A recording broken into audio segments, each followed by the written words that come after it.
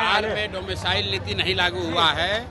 सिर्फ अगली बार जो परीक्षा TRE 4 है उसके लिए लिमिटेड किया गया है। ये लोगों को बेवकूफ़ बनाने के लिए 3 लाख शिक्षकों की बहाली हो गई, उसमें ज़्यादातर बिहार के बाहर के लोगों का हो गया। क्यों हुआ? क्योंकि 2023 में नीतीश कुमार ने डोमिसाइल नीति बदला। इसलिए बदला कि 24 में लोकसभा का इलेक्शन था। देश भर में प्रधानमंत्री बनने के लालच में बिहार के युवाओं का नौकरी छीनकर दूसरे राज्य के युवाओं को नौकरी दे दिए। अब बिहार में विधानसभा चुनाव है तो कह रहा है कि TRE 4 में डोमिसाइल का चेंज किया जाएगा।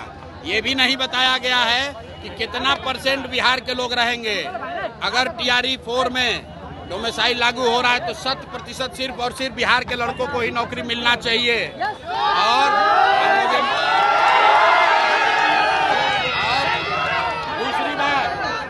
दूसरी बात बिहार के युवाओं को ये समझना है कि एक जन स्वराज के खड़ा होने से, एक विकल्प आने से 400 रुपया का पेंशन बढ़ के 1100 हो गया, रसोईया का सैलरी दुगना हो गया।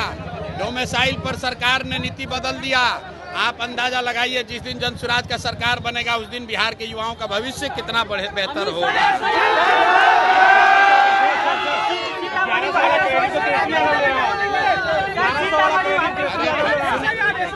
ऐसा है, क्रेडिट कोई भी ले, बिहार का एक एक आदमी जानता है कि 20 बरिस से यहाँ पर बुजुर्गों को, दिव्यांगों को, विधवाओं को 400 रुपया मिल रहा था। उस 20 साल में 3 बरस तेजस्वी यादव भी सरकार में थे, 1 रुपया नहीं बढ़ाया। लेकिन जन स्वराज की जो व्यवस्था अभी बन रही है, ये जन स्वराज का डर नहीं है, लोगों का डर है। इतना डरा हुआ है नीतीश कुमार, इतने डरे हुए हैं कि अगर हम नहीं बढ़ाएंगे पेंशन तो लोग हमको हटा देगा। लेकिन अब जनता मानने वाली नहीं है, अब मानने वाला नहीं है, हटाएगा ही हटाएगा। सुनिए, SIR के लिए सुनिए, SIR में भाजपा के कहने पर भाजपा के साथ मिली भगत करके इलेक्शन कमीशन यहाँ से गरीब, वंचित, मुसलमान जो बाहर प्रवासी मजदूर हैं उनका नाम काटने का कोशिश कर रहा है। लेकिन किसी को डरने का जरूरत नहीं है। सुप्रीम कोर्ट ने कहा है कि अगर आपके पास आधार कार्ड है तो आपको वोट देने का अधिकार है। इलेक्शन कमीशन किसी का नागरिकता तय करने का अधिकार इलेक्शन कमीशन के पास नहीं है। ये सुप्रीम कोर्ट का रूलिंग है, इसलिए किसी को डरने की जरूरत नहीं है।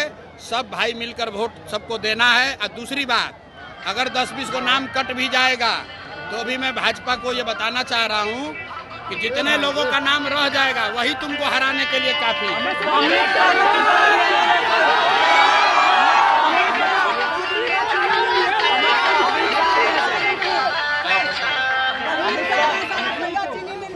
सुनिए, अच्छा रुकिए, अमित शाह आ रहे,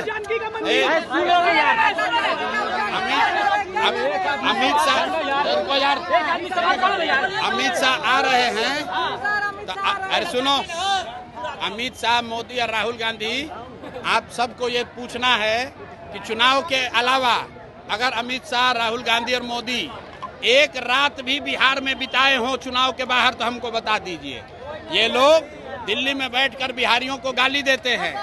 अमित शाह आएंगे तो हमारी ओर से, जनता की ओर से, बिहार के युवाओं से सवाल है अमित शाह को कि महाराष्ट्र में भाजपा की सरकार है और बिहार के बच्चों को, हिंदी भाषियों को महाराष्ट्रियों ने मारा है, वहां पर वहां के लंपन एलिमेंट ने, अमित शाह ने उस पर बयान क्यों नहीं दिया?